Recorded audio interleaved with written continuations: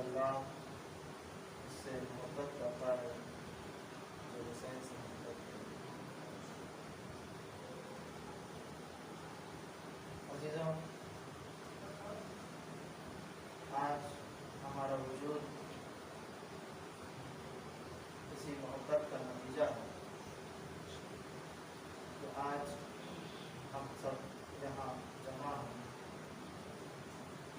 اور یہ محبت حسین اور اس کے اثرات جو پوری کائنات پر منحصر ہیں،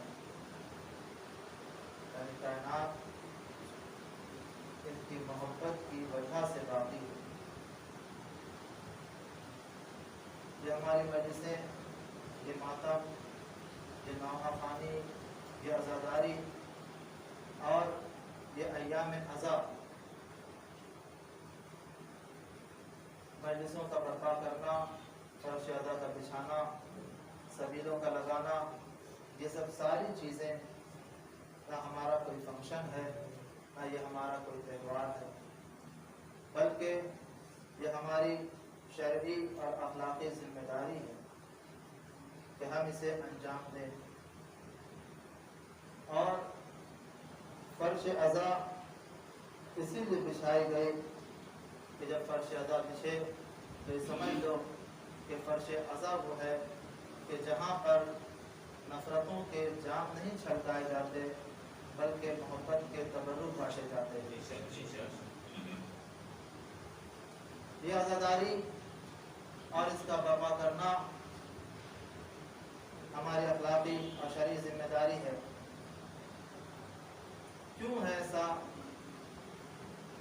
کیا وہ ہمارے ذکر کے محتاج ہیں؟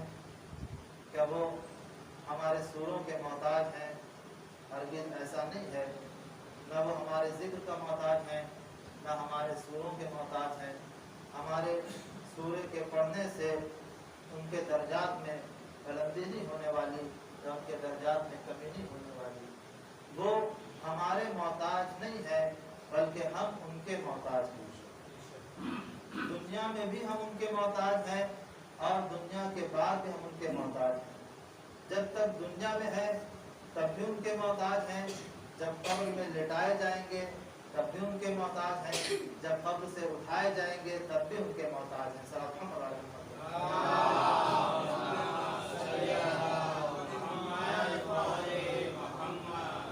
عزیزوں، کل یہ گفتگو ہوئی تھی کہ پوری کائنات، جو کائنات کا چرخہ چل رہا ہے، جو کائنات باقی ہے، وہ اس کا ایک عنصر ہے، اور وہ عنصر کیا ہے؟ وہ عنصر ہے محبت۔ اس محبت کے ذیل میں، اس محبت کے سبب یہ دنیا باقی ہے۔ اگر محبت نہ ہو تو یقیناً ہر ایک دوسرے کے خون خرابے کا خواہشمند ہو جائے گا، یہی چاہے گا کہ یہ نہ رہے اور ہم باقی رہیں۔ یہ محبت ہے کہ جو انسان کو باقی رکھی ہوئی ہے، یہ محبت ہے جو دنیا کو باقی رکھی ہوئی ہے۔ اور ہم نے یہی دیکھا ہے کہ جب پروردگار عالم سے یہ کہا گیا کہ اے پروردگار چادر کے نیچے کون ہے، تو چادر کے نیچے کو جب بیان کیا ہے پروردگار عالم نے تو یہی کہا ہے کہ دیکھو چادر کے نیچے وہی ہیں کہ جن کی محبت میں نے اس دنیا کو خلق کیا ہے، میں نے اس دنیا کو خلق کیا ہے۔ یہ کہا پروردگار عالم نے کہ میں نے سمندر میں طغیانی نہیں دی، آسمان کا شامیانہ نہیں لگایا، زمین کا فرش نہیں بچھایا، درختوں کو نہیں اگایا، پھولوں میں مہک نہیں دی اور کلیوں میں پرندوں میں چہک نہیں دی۔ یہ سب ساری کی ساری چیزیں کیوں ہیں؟ صرف اور صرف محبت کی بنا پر۔ تو پتہ یہ چلا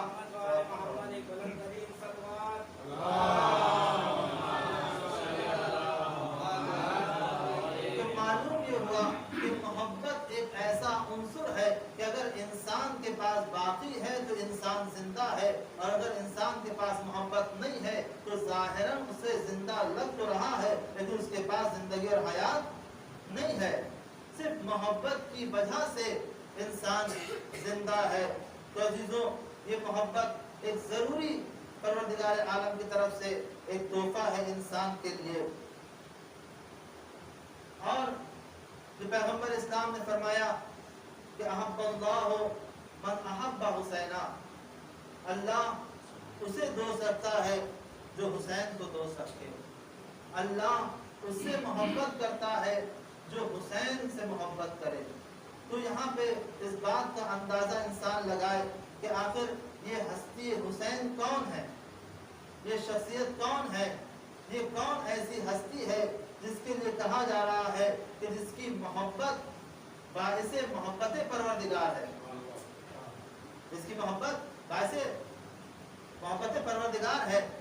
تو یہاں پہ انسان کو فکر کرنا چاہیے، کیونکہ ہمارا مذہب صرف محبت ہی بتاتا ہے۔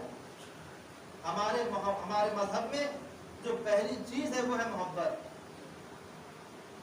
سب سے پہلی چیز کیا کہ ہم کس سے محبت کریں؟ تو دیکھو محبت اور نفرت دو چیزیں ہوتی ہیں۔ محبت بھی دو طرح کی ہے۔ ایک وہ محبت جیسا کہ کل بیان کیا گیا کہ بعضی محبت غرض کی بنا پر ہوتی ہے اور بعضی محبت حقیقی ہوتی ہے۔ ایک ہے محبت دینی اور ایک ہے محبت دنیاوی۔ یعنی ایک محبت دینی جسے محبت مذہبی کہا جائے، ایک محبت دنیاوی ہے۔ تو انسان یہ دیکھے کہ انسان کے اندر جو محبت پائی جاتی ہے وہ محبت دنیاوی ہے یا محبت دینی ہے۔ سب سے پہلے ہمیں کس سے محبت کرنا ہے؟ اگرچہ یہ لفظ آج کے دور میں بڑا عجیب سا ہو چکا ہے، بہت سے سوالات اس بارے میں کیے جاتے ہیں، لیکن قرآن محبت سے بھرا ہوا ہے۔ اے رسول آپ کہہ دیجئے کہ اگر تم اللہ سے محبت کرتے ہو تو میری اتباع کرو۔ تو سب سے پہلے محبت کس سے کی جاتی ہے؟ کہ سب سے پہلی محبت جو ہوتی ہے وہ پروردگار عالم سے۔ سب سے پہلی محبت مذہب نے کیا بتایا؟ سب سے پہلی محبت پروردگار عالم سے، پروردگار عالم کے بعد پیغمبر اسلام سے، پیغمبر اسلام کے بعد اولیاء خدا سے اور ان افراد سے جن کے لیے پیغمبر اسلام نے حکم دیا ہے، جن کے لیے پیغمبر اسلام نے حکم دیا ہے۔ تو یہ محبت کے درجات بیان کیے گئے کہ دیکھو سب سے پہلی محبت ہے پروردگار عالم سے۔ تو محبت کب ہوتی ہے اور کیسے ہوتی ہے؟ کیا محبت اس وقت ہوتی ہے کہ جب انسان کسی چیز کو دیکھے، جب وہ چیز پسند آئے تو اس سے محبت ہو جاتی ہے، اگر پسند نہ آئے تو اس سے محبت نہیں ہوتی ہے۔ تو یہاں یہ کہا گیا کہ سب سے پہلی محبت پروردگار عالم سے ہے، تو یہ بتایا جائے کہ پروردگار عالم کو کس نے دیکھا ہے جو پروردگار عالم سے محبت کرے؟ परवरदिगार आलम को किसने देखा है कि जो परवरदिगार आलम से मोहब्बत करे? क्या उसका किसी ने हुस्न देखा है? क्या उसका किसी ने जमाल देखा है? क्या उसकी किसी ने जुल्फे देखी है माज़अल्लाह? क्या उसका किसी को खत व खाल देखा है? नहीं, परवरदिगार आलम इन तमाम चीजों से मुबर्रा और मुनज़्ज़ह है। ना उसकी आंखें हैं, ना उसका सर है, ना उसका कोई जिस्म है, ना उसके हाथ है, ना उसके पैर है। वो जिस्म जिस्मानियात से पाक है। जब वो जिस्म जिस्मानियात से पाक है तो उसका मतलब ये है कि वो ज़ाहिरी आंखों से दिखाई नहीं दे सकता। जब दिखाई नहीं दे सकता तो उससे मोहब्बत कैसे है? उससे मोहब्बत कैसे है? अजीजों, यही इम्तियाज है हमारे लिए कि हमारे इस्लाम ने कहा कि देखो तुम्हारा परवरदिगार वो है कि जो जिस्म जिस्मानियात से पाक है। इसलिए कि जो जिस्म जिस्मानियात रखते हैं वो मुरक्कब होते हैं, उनकी तरकीब होती है, कभी उनमें नक्स पाया जाता है, कभी उनके लिए बरतरी बयान कर दी जाती है। लेकिन जो जिस्म जिस्मानियात से पाक है उसमें कोई नक्स पाया नहीं जा सकता। ये और बात है कि किसी ने कह दिया कि जब जहन्नम आवाज देगी कि हर मिन मजीद, तो खुदा अपना पैर डाल देगा। या फिर आयत कुरानी के ज़ाहिरी अल्फाज के जो माने बयान कर दिए गए कि फ़ौक़ुल्लाह अला ऐदीहिम, कि अल्लाह का हाथ सबसे ऊपर है, सबसे बुलंद है, तो वहाँ पे डायरेक्ट हाथ का तर्जुमा अगर बयान कर दिया जाए तो ये सही नहीं है। क्योंकि अगर अल्फाज के माने को बयान करना हो तो पहले देखा जाएगा कि अल्फाज के माने को किस तरीके से बयान किया जा रहा है। क्योंकि अल्फाज के माने की बहुत सारी किस्में हैं। मसलन अल्फाज के माने हकीकी, जैसे कहा जाए असद शेर है, लेकिन अल्फाज का माने मजाजी, जैसे कहा जाए असद फिल हम्माम। असद फिल हम्माम यानी असद हम्माम में है, तो इसका मतलब शेर हम्माम में नहीं है। कोई ऐसा इंसान है जिसका नाम असद है जो हम्माम में है। अगर अल्फाज के माने मनकूल लिया जाए कि पहले कोई और माने थे उसके बाद नक़ल कर दिए गए माने दूसरे लफ्ज में, तो वो और माने हैं। फिर अल्फाज के अगर माने मुतजल इस्तेमाल किए जाए तो वो और माने हैं। तो अल्फाज के माने के लिए बहुत सारी किस्में हैं। तो यहाँ पर परवरदिगार आलम कौन है? ना वो जिस्म जिस्मानियात रखता है, ना वो जाहिर किसी के सामने आ सकता है, किसी की बज़ में नहीं आ सकता। तो अजीजों, ये तकाज़ा हो रहा है, ये मुतालबा है कि हमारी मोहब्बत सबसे पहले खुदा से है। हमारी मोहब्बत सबसे पहले खुदा से है। कुरान ने क्या कहा? कुरान ने कहा कुल हुवा बिस्मिल्लाहिर्रहमानिर्रहीम कुल हुवल्लाहु अहद। ऐ पैगंबर आप कह दीजिए कि अल्लाह अहद है। अगर ये कहता कुरान के कुल हुवल्लाहु वाहिद, वाहिद और अहद में फर्क है। अगर वाहिद कहता तो उसका तस्निया बन जाता, उसका दूसरा बनता, लेकिन अहद कहा कि जिसका कोई दूसरा नहीं है। अल्लाहुस समद, अल्लाह बेनियाज है। अल्लाह बेनियाज है। ये बेनियाज कह के क्या बताना चाह रहा है कि देखो जो बातिल खुदा हैं वो नियाजमंद हैं, वो मोहताज हैं, लेकिन इस्लाम का खुदा किसी का मोहताज नहीं है। बातिल खुदा मोहताज किसके हैं? कहा जब उन्हें बनाया जाता है तो वो बनते हैं। जब उन्हें बनाया जाता है तो बनते हैं, उनमें तरकीब पाई जाती है, उनके जिस्म जिस्मानियात को सही किया जाता है। और जिस मुख्तलिफ तरीके से और दौर जाहिलियत में न जाने किस किस चीज़ों से बनाया जाता था। कभी उन चीज़ों से बनाया जाता था जो चीज़ें खा ली जाती थी। पहले लोग अकीदत में बनाते थे, लेकिन शाम के वक्त जब भूख लगती थी तो अपने खुदा को खा लेते थे। तो यह कहा गया कि अल्लाहुस समद, हमारा खुदा वो है कि जो बेनियाज है, जिस्म जिस्मानियात से पाक है, तरकीब से पाक है, वो मुरक्कब नहीं है, वो किसी चीज से मिलकर नहीं बना, वो किसी चीज में समा नहीं सकता, जैसे कि बच्चे आज मदरसे की किताब में पढ़ते हैं। तो अजीजों, अल्लाह समद यानी अल्लाह बेनियाज है, दूसरे खुदा न्याजमंद है। किस चीज के न्याजमंद है? का दूसरे खुदा न्याजमंद है इस चीज के कि पहले उन्हें बनाया जाए तब वो बनेंगे, फिर उसके बाद मसनदे खुदाई पे बैठाया जाए तब वो खुदा होंगे, फिर उन्हें खुदा माना जाए तब उनकी खुदाई चलेगी। यानी बातिल खुदा इन तीनों के मोहताज हैं। बहुत तवज्जो चाहता हूँ, बातिल खुदा इन तीन चीजों के मोहताज हैं। बनाया जाए तो बनेंगे, बैठाया जाए तो बैठेंगे, माना जाए तो उनकी खुदाई चलेगी। तो अजीजों, बातिल के खुदा इन तीनों के मोहताज हैं, लेकिन हमारा खुदा वो है कि जो इन तीनों का मोहताज اسے کسی بیٹھانے کی ضرورت ہے نہ اسے ماننے کی ضرورت ہے. کوئی بنائے یا نہ بنائے وہ خدا ہے, کوئی بیٹھائے یا نہ بیٹھائے وہ خدا ہے, کوئی مانے یا نہ مانے وہ خدا ہے. تو عزیزوں, جس طریقے سے ہمارا خدا ان تینوں سے بے نیاز ہے, ویسے ہی اسی طریقے سے ہمارے وہ افراد جو پروردگار عالم کی طرف سے جانشین خدا ہے, خلیفۃ اللہ ہیں, وہ بھی ان تینوں سے بے نیاز ہیں.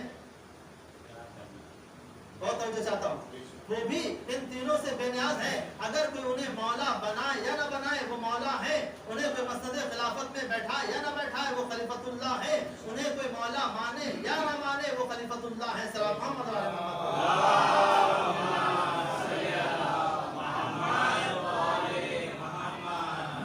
تو سب سے پہلی محبت کس سے؟ خدا سے. جب خدا کو دیکھا ہی نہیں تو پھر محبت کیسے؟ جب خدا کو دیکھا ہی نہیں تو پھر محبت کیسے؟ کہا دیکھو, یہاں پر محبت اس لیے نہیں ہے کہ ہم خدا کے حسن و جمال کو دیکھیں, بلکہ ہم نے خدا کے کمال کو دیکھا ہے, اس لیے ہم اس سے محبت کرتے ہیں. ہم نے خدا کے کمال کو دیکھا ہے. خدا کا کمال کیا ہے؟ کہا خدا عالم ہے, خدا رازق ہے, خدا قادر ہے, خدا حی ہے, خدا مدرک ہے, خدا قدیم ہے. یہ سارے کمالات پروردگار ہیں. جب انسان کی نگاہ کمالات پروردگار پہ پڑتی ہے تو پروردگار عالم سے انسان کو محبت ہوتی ہے. پروردگار عالم سے انسان کو محبت ہوتی ہے. لیکن یہ کہا جا سکتا ہے کہ اگر انسان ظاہری آنکھوں سے خدا کو نہیں دیکھ سکتا, لیکن اللہ نے ایک باطن کی بھی نگاہ دی ہے کہ جس کے ذریعے سے انسان اللہ کو دیکھ سکتا ہے. جیسے مولا کائنات سے سوال کیا گیا, کیا آپ اس اللہ کی عبادت کرتے ہیں جسے آپ دیکھ بھی نہیں سکتے؟ تو مولا نے یہی کہا کہ میں اس خدا کی عبادت نہیں کرتا تو جسے میں دیکھ نہیں سکتا. جسے میں دیکھ نہیں سکتا وہ خدا وہ ہے کہ وہ خدا جو ہمارے چہرے پہ لگی ہوئی آنکھیں ہیں اس کے ذریعے دکھائی نہیں دیتا, بلکہ وہ خدا جو hamaरे دل میں ایمان ہے اس ایمان کی روشنی سے نظر آتا ہے.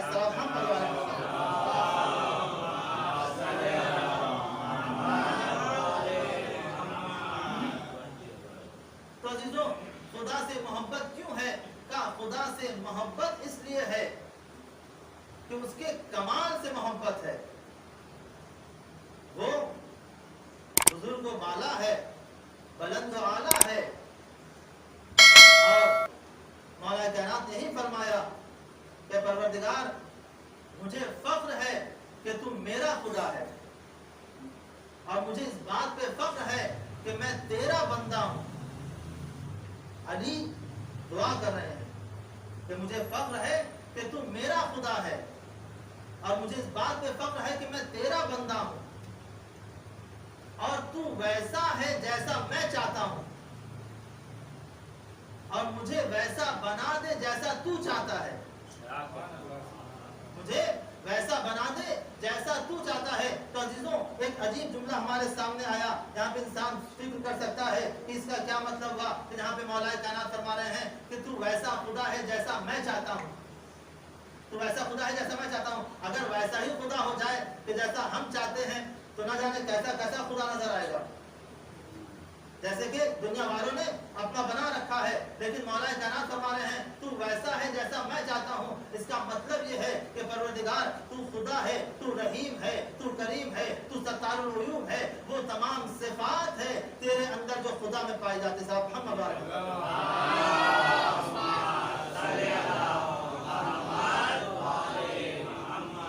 تو عزیزوں, محبت سب سے پہلی محبت اللہ سے, اس کی بزرگی کو دیکھ کر, اس کے کمالات کو دیکھ کر اللہ سے انسان محبت کرتا ہے.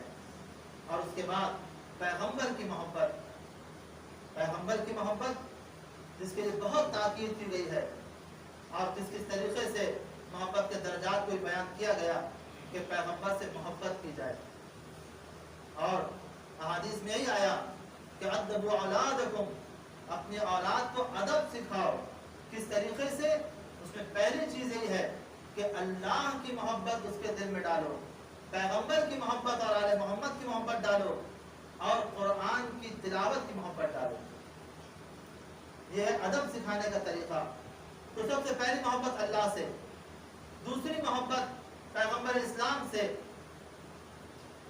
اب پیغمبر اسلام سے جو انسان محبت کرے گا، تو میں نے عرض کیا کہ محبت دو طرح کی ہوتی ہے. ایک محبت وہ ہوتی ہے جو دنیاوی محبت ہوتی ہے، ایک محبت وہ ہوتی ہے جو اخروی محبت ہوتی ہے. دنیاوی محبت منحصر ہے حسن و جمال پر، اخروی محبت منحصر ہے کمال پر.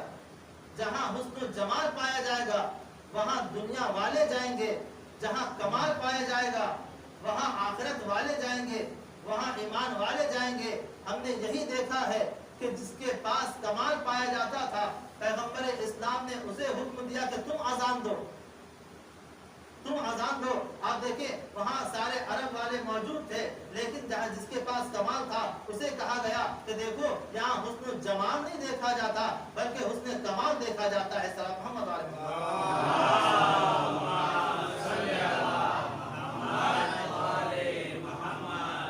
انسان محبت کرے تو کس سے کرے؟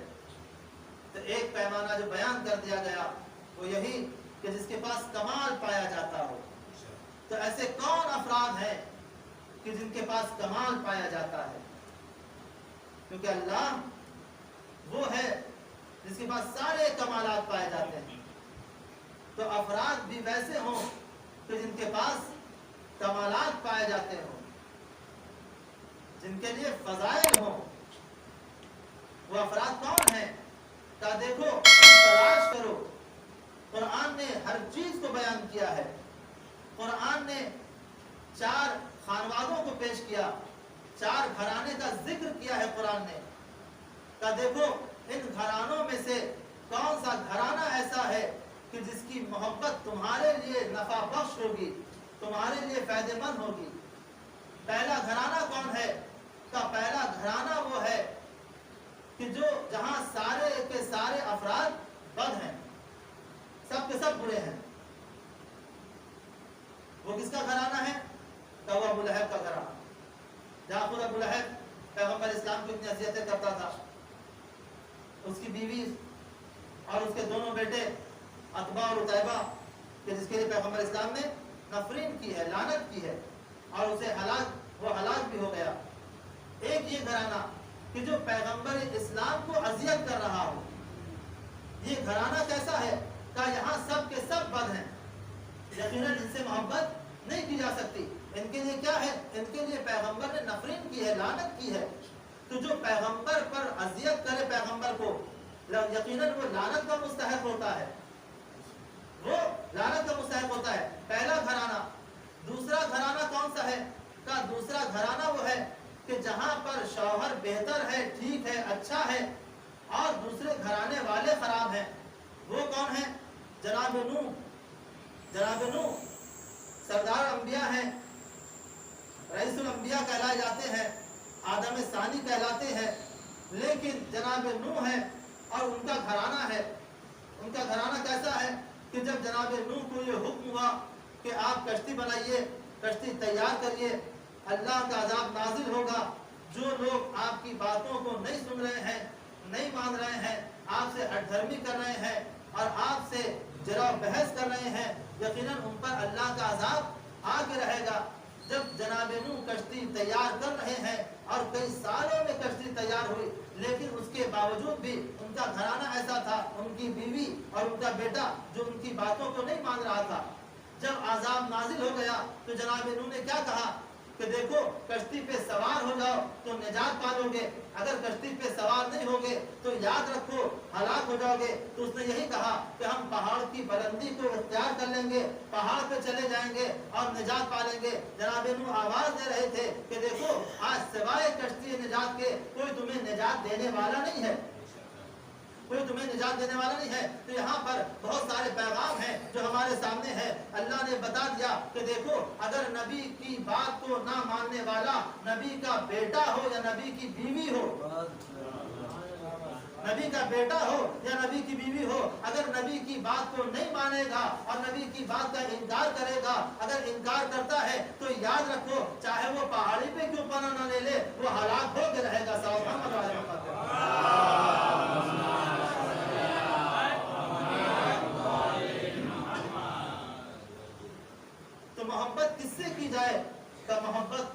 जाती है कि जिसके पास कमाल पाया जाता है। अगर उससे मोहब्बत नहीं की जाएगी तो यकीनन इंसान हलाक हो जाएगा। ये दूसरा घराना था। तीसरा घराना कौन सा कुरान ने पेश किया? का तीसरा घराना वो है कि जहां बीवी बेहतर है लेकिन शौहर बद है, शौहर ठीक नहीं है। वो कौन? जनाब आसिया है, फिरौन के दरबार में है। और उसके फिरौन के दरबार में रहने के बाद जब फिरौन ने कहा कि मैंने हिस्कील की बीवी को मौत दे दी और उसे खत्म कर दिया, जला दिया, मार दिया, का क्यों? का इसलिए क्योंकि उनका ईमान मूसा पे था, वो मूसा पे ईमान रखती थी। तो जनाब आसिया ने यही कहा कि मेरा भी ईमान मूसा पर है, मेरा भी ईमान मूसा पर है। तो जिसको जरा अंदाजा लगाए, एक सिन्फ नाजुक है, फिरऔन के दरबार में है, लेकिन जहां पर ईमान की बात आती है, ईमान की गुफ्तगू होती है और ये बताया जाता है कि कहां पर इंसान को अपने ईमान को छुपाना चाहिए, कहां पर जाहिर कर देना चाहिए। अगर सामने वाला फिरऔन या फिरऔन जैसा है तो जरूरी है कि फिरऔन के मुकाबले में कयाम किया जाए, फिरौन के मुकाबले में कयाम किया जाए। जनाब आसिया ने बता दिया कि देखो मेरा भी ईमान मूसा पर है। जब ये सुनना था तो जनाब आसिया को भी उसने सजा दी। तो ये तीसरा खानदान था। चौथा खानदान कौन सा है? का चौथा खानदान जनाब जकरिया का है, जहां पर पूरे का पूरा घराना बेहतर है, पूरा घराना बेहतरीन घराना है। और वो घराना ऐसा है कि जिसके लिए परवरदिगार आलम ने 3 मर्तबा जनाब जकरिया के घराने की तारीफ की है, जनाब जकरिया के घराने की तारीफ की है। क्या तारीफ की? का यही कहा कि युसारिऊना फिल खैरात। क्यों बेहतर है? कहा युसारिऊना फिल खैरात, क्योंकि वो अमल खैर में तेजी से अंजाम देते हैं, अमल खैर को तेजी से अंजाम देते हैं। तो पता ही चला कि बेहतरीन घराना वो है कि जो अमल खैर को तेजी से अंजाम दे, अमल खैर में ताखीर ना करे। पहली चीज यह है कि हमेशा अमल खैर को तेजी से अंजाम देते हैं। फिर परवरदिगार आलम ने कहा यदऊना रगबन व रहबा, और वो हमेशा अल्लाह से मुर्तबित रहते हैं, उनका राबता हमेशा अल्लाह से रहता है। तीसरी चीज जो परवरदिगार आलम ने कहा कानू लना खाशिईन, और वो हमारे लिए हमेशा खुशू बरतते हैं। 3 चीजें, 3 तारीफें परवरदिगार आलम ने जनाब जकरिया के घराने के लिए की। पहली चीज क्या थी? पहली चीज क्या थी? युसारिऊना फिल खैरात, वो नेक काम में ताखीर नहीं करते, वो नेक काम में ताखीर नहीं करते। कभी ऐसा होता है कि अगर हम कोई नेक अमल अंजाम देने जा रहे होते हैं तो हमारे हाथ को शैतान रोक लेता है। अगर किसी गदागर ने, किसी साहिल ने कुछ मांगा, हमने चाहा कि कुछ दे दिया जाए, जेब तक हाथ गया, लेकिन फिर कुछ फिक्र करने लगे इसको नहीं किसी और को दे दे, तो हाथ हमारा शैतान रोक लेता है। या और कोई ऐसा मोहताज हमारे सामने आया तो हम कभी ऐसा करते हैं कि अमल खैर में ताखीर करते हैं। मौला कायनात फरमाते हैं कि कम देने से न शर्माओ, कम देने से न शर्माओ। ऐसा ना हो कि तुम अगर कम देने से शर्मा रहे हो तो तुम एक अमल खैर से महरूम रह जाओगे, क्योंकि हमारी फिक्र होती है कि हमारे पास जरा सा है, मुख्तसर सा है, हम इसे देंगे तो क्या सोचेगा। लेकिन मौला कायनात हमारी फितरत से वाकिफ है, यही फरमा रहे हैं कि देखो कम देने से ना शर्माओ। युसारिऊना फिल खैरात, नेक काम में जल्दी करो, नेक काम में जल्दी करो, अमल खैर में जल्दी करो। अगर तुम्हें कहा जा रहा हो कि हय्या अला खैर अमल, तो घर पे ना बैठे रहो, मालूम है कि जमात होने वाली है।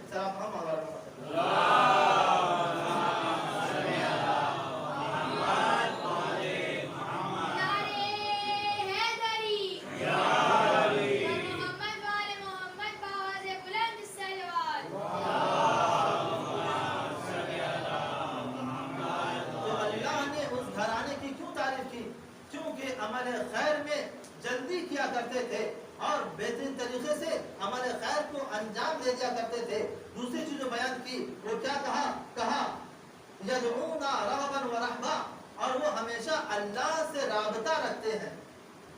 हम वो हैं कि कभी हमसे अल्लाह से राबता होता है, कभी नहीं होता है। अगर नमाज में आ गए या खुदा न खासा कोई मुश्किल सर पे आ गई تو ہم فوراً اللہ سے رابطہ کرنے لگتے ہیں، لیکن جہاں ہمارے حالات اچھے ہو گئے، ہم خوشحال ہو گئے، تو وہاں ہمارا رابطہ اللہ سے منقطع ہونے لگتا ہے۔ تو عزیزوں، اللہ سے ہمیشہ وہ رابطہ رکھتے تھے، یہ تیسری خوبی تھی۔ یہ دوسری خوبی تھی، تیسری خوبی کیا تھی؟ کانوا لنا خاشعین، وہ گھرانہ ایسا ہے کہ جو ہمیشہ خضوع خشوع کے ساتھ رہتا ہے۔ خضوع خشوع کو کئی معنی بیان کیے گئے کہ تواضع اور انکساری کے ساتھ، یا پھر تمام عبادات کو ایسے انجام دیا جائے کہ جو صرف اور صرف اللہ کے لیے ہو، جو صرف اللہ کے لیے ہو۔ جہاں پہ سورہ مومنون میں بیان کیا گیا کہ مومنین کون ہیں؟ جو خضوع خشوع کے ساتھ نماز کو ادا کرتے ہیں، جو خضوع خشوع کے ساتھ نماز کو ادا کرتے ہیں، یعنی جن کا ہر عمل صرف اللہ کے لیے ہوتا ہے، نہ کسی کو دکھانے کے لیے ہوتا ہے، نہ کسی کو جتانے کے لیے ہوتا ہے، نہ کسی کو ستانے کے لیے ہوتا ہے۔ سلام محمد علی محمد۔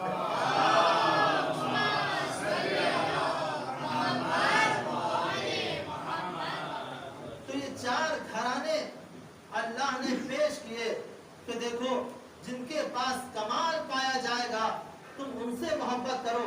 جب ہم نے ان چار گھرانوں کو دیکھا تو کیا ہم ان میں سے کس سے محبت کر سکتے ہیں؟ جس کے پاس کمال پایا جائے گا، جو افراد با کمال ہوں گے، ہم اس سے محبت کی جائے گی۔ اب یہ دیکھا جائے کہ آخر کون سا ایسا گھرانہ ہے کہ جس کے پاس سب سے زیادہ کمال پایا جاتا ہے، جس کے پاس سب سے زیادہ کمال پایا جاتا ہے، جس کی تعریف اللہ نے ایسی کی ہو کہ کسی اور نبی کی نہ کی ہو۔ تو ہم نے قرآن میں ہی دیکھا کہ قرآن آواز دے رہا ہے کہ بسم اللہ الرحمن الرحیم، انما یرید اللہ لیذھب عنکم الرجس اہل البیت ویطہرکم تطہیرا۔ سلام محمد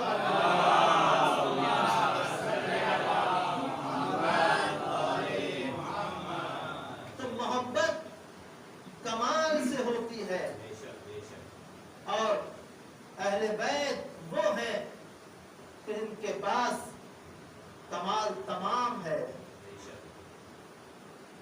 فضیلتیں سرتاریز ہیں۔ اور کہا جائے کہ ہر ہستی اسم با مسمى ہے، ہر کمال ان میں پایا جاتا ہے۔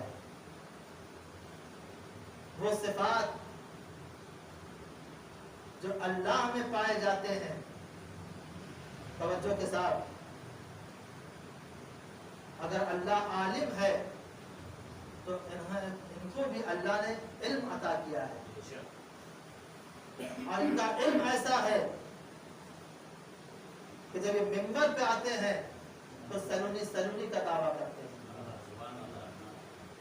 اور کوئی یہ نہیں بتا سکتا کہ ان ہستیوں میں کوئی ایسا ہو کہ جس نے یہ کہا ہو کہ اس سوال کا جواب مجھے نہیں پتا۔ اللہ عالم مطلق ہے، لیکن ان کے پاس علم ایسا ہے کہ جس علم کی کمی نہیں۔ توجہ چاہتا ہوں، اللہ صفت ہے، صفت رکھتا ہے، اس کی ذات و صفت ایک ہے۔ اگر اس کی صفات کا اظہار نہ ہو تو ہم اللہ کو کیسے پہچانیں گے؟ کہ اہل بیت وہ ہیں جو مظہر العجائب ہیں، جو اللہ کی صفات کے مظہر ہیں۔ اگر اللہ عالم ہے تو علم یہاں سے نظر آئے گا، اگر اللہ قدرت رکھتا ہے تو قدرت یہاں سے نظر آئے گی، اگر اللہ صبر کرتا ہے، اپنے بندوں کے گناہوں کو دیکھتا ہے اور پوشیدہ رکھتا ہے، تو ہمیں دیکھا گیا کہ انہوں نے بھی ایسے ہی بندوں کو معاف کیا ہے اور ان کے گناہوں کو بھی معاف کروایا ہے۔ تو عزیزوں، اللہ جس کی ذات و صفت ایک ہے، اور اہل بیت وہ ہیں کہ جو مظہر العجائب ہیں، جو اللہ کی صفات کے مظہر ہیں، جو اللہ کی صفات کے مظہر ہیں۔ بہت ہی احتیاط کے ساتھ کے سامنے پیش کرنا چاہتا ہوں، کوئی ایسا نہ ہو کہ مجھ سے بعد میں کچھ سوال کرنے لگے، لیکن سوال کر سکتا ہے۔ اللہ ذات و صفت ایک ہے، جو اس کی ذات ہے وہی صفت ہے۔ اہل بیت وہ ہیں کہ جو مظہر العجائب ہیں، جو اللہ کی صفات کے مظہر ہیں۔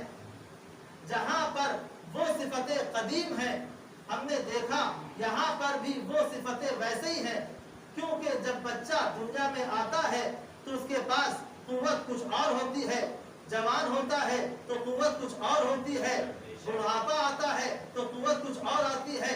लेकिन अहले बैत वो हैं, अगर गहवारे में है, अजदर आ जाए तो उसके मुझे टुकड़े कर देंगे, खैबर सामने आ जाए तो उसे भी डोरियों से उखाड़ देंगे। साहब मोहम्मद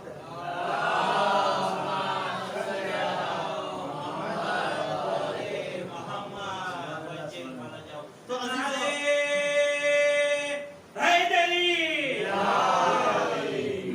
अहले बैत हैं कि जिनसे मोहब्बत का मुतालबा किया जा रहा है और जिनसे मोहब्बत का हुक्म दिया जा रहा है। और पैगंबर आवाज दे रहे हैं, अहब्बल्लाहु मन अहब्बा हुसैना, अल्लाह उससे दोस्त रखता है जो हुसैन को दोस्त रखता है। अल्लाह उससे मोहब्बत करता है जो हुसैन से मोहब्बत करता है। तो अजीजों, जब मोहब्बत कर रहा है इंसान तो मोहब्बत का नतीजा क्या है? हर चीज अपना रिजल्ट चाहती है, हर चीज अपना नतीजा चाहती है। तो मोहब्बत का नतीजा क्या है? पैगंबर इस्लाम ने आवाज दी कि जानते हो इसका नतीजा क्या है, इसके असरात क्या है मोहब्बत के? पैगंबर इस्लाम फरमाते हैं, हुब्बी व हुब्बु अहले बैती, हुब्बी व हुब्बु अहले बैती, मेरी मोहब्बत और हमारे अहले बैत की मोहब्बत, नाफिउन फिस सबआ मवातिनुल अहवालहुन्ना, 7 जगह तुम्हारे काम आएंगी, 7 जगह तुम्हारे काम आएंगी। वो असर दिखाएंगी कि देखो तुमने अहले बैत से मोहब्बत की थी तो उस मोहब्बत का असर क्या है। कौन सी जगह है? वो 7 अजीम जगह जहां पर इंसान खौफ व हरास में होता है, जहां पर इंसान मुस्तरिब व परेशान होगा। पैगंबर इस्लाम फरमाते हैं, इंदल वफात व फिल क़ब्र इंदल नुशूर व इंदल किताब व इंदल हिसाब व इंदल मीज़ान व इंदल सिरात। ये 7 जगह ऐसी है कि जहां पर हर इंसान नफ्सा नफ्सी के आलम में होगा, लेकिन वहां पर अहले बैत से मोहब्बत करने वाला सुकून और चैन से होगा। वो 7 जगह कौन सी है? कहा इंदल वफात, हंगामे मर्ग, जब जाखनी का आलम हो रहा होगा, जब मलकुल मौत रूह खींच रहे होंगे, जब मलकुल मौत रूह खींच रहे होंगे। कितना सख्त वक्त है कि जब इंसान के जिस्म से रूह खींची जा रही होगी। इसके मराहिल बताए गए हैं कि अगर इंसान खुदा न खासा गुनाहगार है तो इसी तरीके से है, या ईमान नहीं रखता है तो इसी तरीके से है कि जैसे रेशम का कपड़ा एक कांटेदार दरख्त में डाल के खींच लिया जाए। और मोमिन की मौत, मोमिन की जाकनी का आलम क्या होगा कि जैसे फूल से खुशबू निकाल ली जाए। एक ये आलम है। और बहुत सारे वाक़यात हैं कि जिसने इस वक्त को बयान किया है कि जैसे मौला कायनात ने मुर्दे को जब जिंदा किया जनाब सलमान के लिए, तो उसने ये कहा, मुझे इस दुनिया से गुजरे हुए काफी अरसा गुजर गया, लेकिन उस मौत की कड़वाहट आज तक मेरे हलक में बाकी है। जागनी के वक्त मोहब्बत अहले बैत सहारा देगी, इसका असर उस वक्त समझ में आएगा।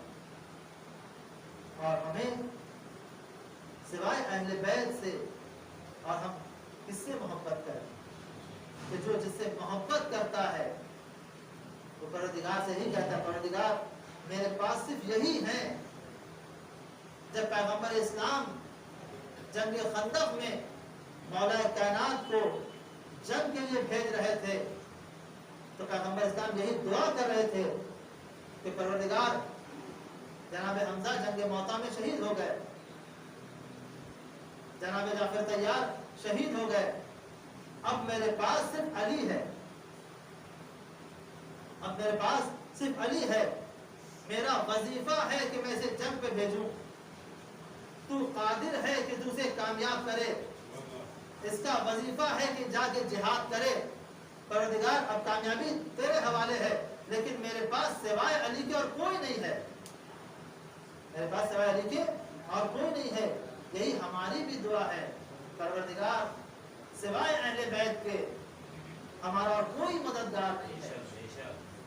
तो पैगंबर इस्लाम आवाज दे रहे हैं कि کہ دیکھو اہل بیت سے محبت کرو، اہل بیت کی محبت تمہیں ان 7 جگہوں پہ سہارا دے گی، عند الموت، عند الوفات، جب جاکنی کا عالم ہوگا۔ پھر فرمایا کہ عند القبر، جب قبر میں لٹایا جا رہا ہوگا، جب انسان سفر کر کے کوئی اجنبی جگہ پہنچتا ہے، چاہے وہاں بہت سارے لوگ ہوں، لیکن اگر کوئی آشنا نہیں ہوتا، کوئی جان پہچان کا نہیں ہوتا، وہاں سے انسان واقف نہیں ہوتا ہے، تو چاہے اس کے پاس جتنا پیسہ ہو لیکن گھبراہٹ ہوتی ہے۔ لیکن ایسی جگہ جہاں پہ جا رہا انسان، جہاں صرف وہ ہے، اس کے اعمال ہیں، جہاں پہ تاریکی ہے، جو قبر نے بیان کیا کہ میرے پاس تاریکی ہے، روشنی لے کر آؤ، میرے پاس بستر نہیں ہے، اپنے اعمال کا بستر لے کر آؤ، تو وہاں پر پیغمبر اسلام سہارا دے رہے ہیں کہ عند القبر، یہ محبت اثر کرے گی اس وقت کہ جب تمہیں قبر میں لٹایا جا رہا ہوگا۔ پھر فرمایا عند النشور، یہ محبت اس وقت تمہارے کام آئے گی جب قبر سے اٹھایا جا رہا ہوگا، جب قبر سے اٹھایا جا رہا ہوگا۔ وعند الکتاب، اور جب تمہیں تمہارے حوالے نام اعمال کیا جا رہا ہوگا۔ انسان دعا کرتا ہے کہ پروردگار ہمارا نام اعمال ہمارے داہنے ہاتھ میں دینا، بائیں ہاتھ میں نہ دینا، کیونکہ اس کا ایک مسئلہ ہے کہ جس کے داہنے ہاتھ میں نام اعمال دیا جائے گا وہ بہترین عمل ہوں گے۔ تو یہی کہا کہ عند الکتاب، جب نام اعمال دیا جا رہا ہوگا، وعند الحساب، اور جب تم سے حساب لیا جا رہا ہوگا، اس وقت محبت کام آئے گی۔ وعند المیزان، وقت میزان میں یہ محبت کام آئے گی۔ وعند الصراط، اور پورے صراط پر یہ محبت کام آئے گی۔ عزیزوں، جہاں یہ کہا جا رہا ہے کہ اہل بیت کی محبت ہمارے دلوں میں ہونا چاہیے، تو یقیناً ہمارا ظرف بھی ویسا ہو کہ ہم ان کی محبت کو اپنے پاک دلوں میں جگہ دے سکیں، اپنے پاک دلوں میں جگہ دے سکیں۔ اس کے جو اثرات ہیں اہل بیت سے محبت کے، وہ کوئی کم نہیں ہے۔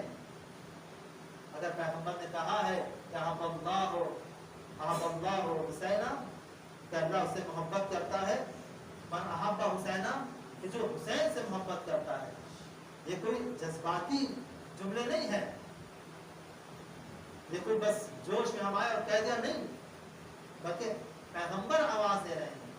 اس کا مطلب یہ ہے کہ اس کے اثرات بھی ویسے ہی ہوں گے کہ جو انسان کو کامیابی تک پہنچا دیں۔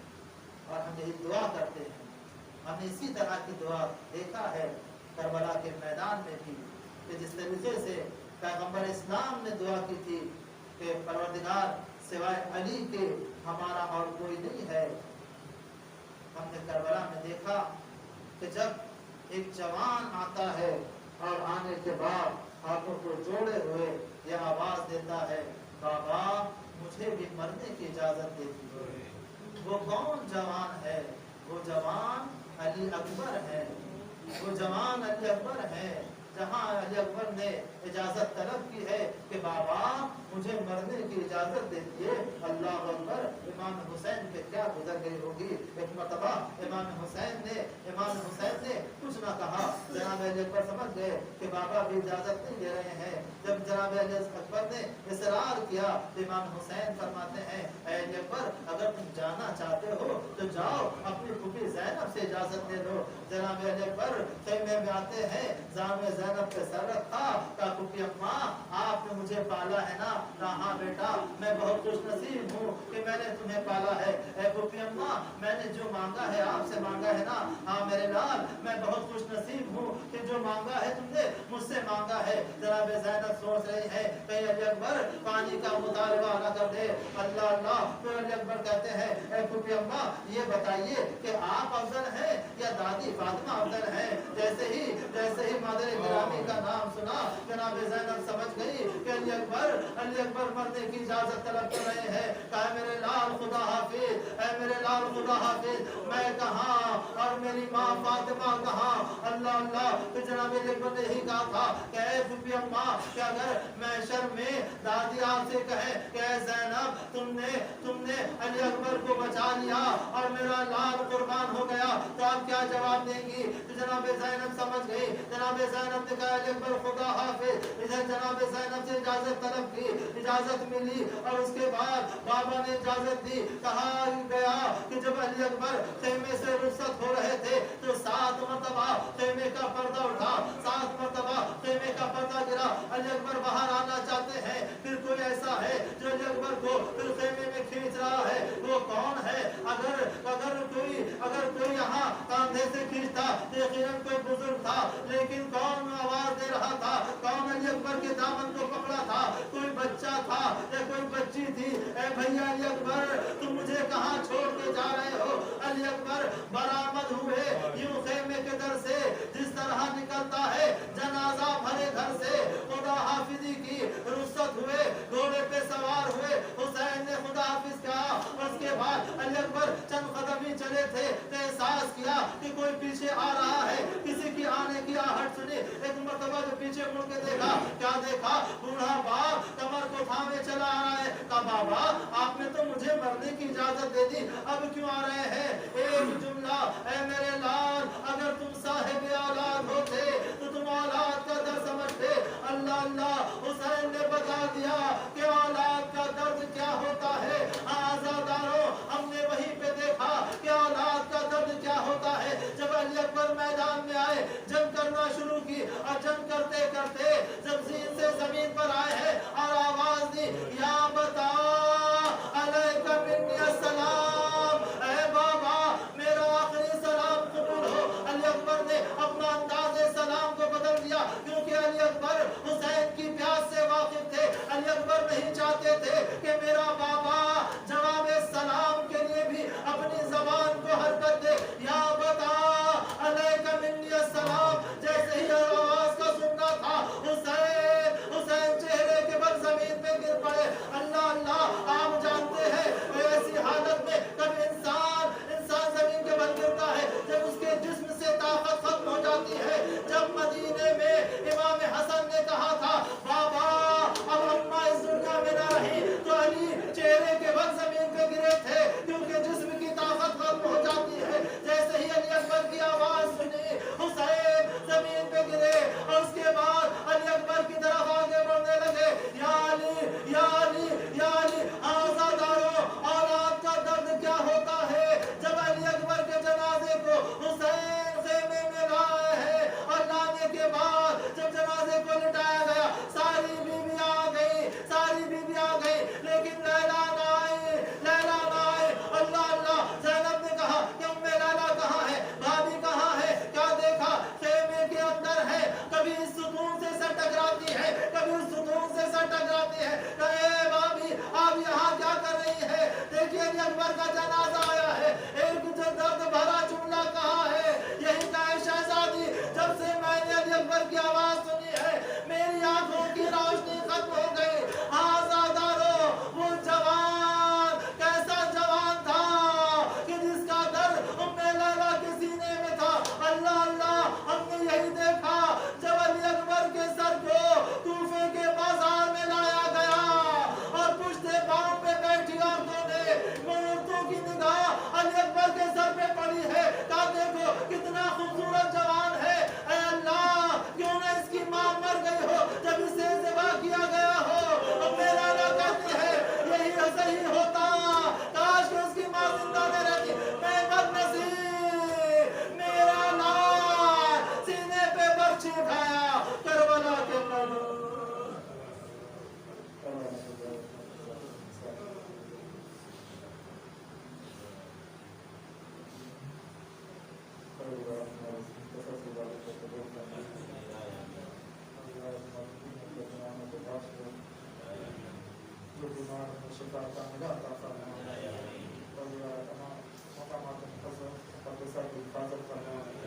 जो हिफाजत कर रहे हैं उनकी हिमायत